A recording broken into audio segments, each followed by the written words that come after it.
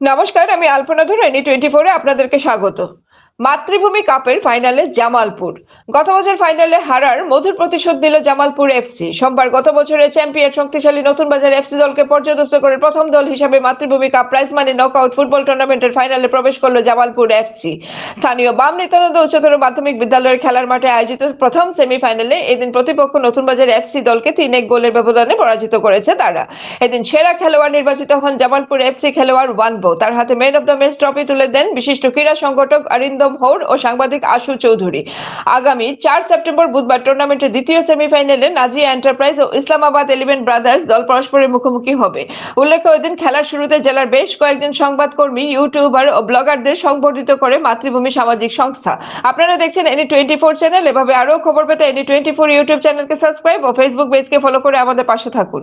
শুভেচ্ছা জানাই। এই টুর্নামেন্ট আজকে অলমোস্ট 1 মাস ধরে সাকসেসফুলি অর্গানাইজ হলো। আর শুভেচ্ছা জানাই বিজয়ী দল জামালপুর এফসি, আর তার সাথে নরসিংপুর ক্লাব অত্যন্ত ভালো প্রদর্শন করেছে। জামালপুর অবশ্য 2 জন আফ্রিকা থেকে প্লেয়ার এনে এই খেলার মান বাড়িয়েছে। দর্শকের অত্যন্ত উৎসাহ দেখা গেল। আর এইটাই মাতৃভূমির প্রত্যেক বছর যে ফুটবল অর্গানাইজ হয় তার সার্থকতা। লোক এই জমায়েত হয়, এই খেলার সার্থকতা হয়। দর্শকদেরও আমি অত্যন্ত অভিনন্দন জানাই।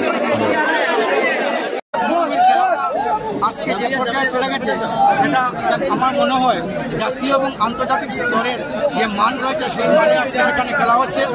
সবচেয়ে বড় কথাটা হচ্ছে আমরা যারা গ্রামাঞ্চলের মানুষ, যারা যেসব স্টারের খেলা দেখার কোনোদিনই ভাবতে পারিনি, সেই সব খেলোয়াড়দের যে আমরা খেলা অনুভব করছি এবং সরাসরি দেখছি।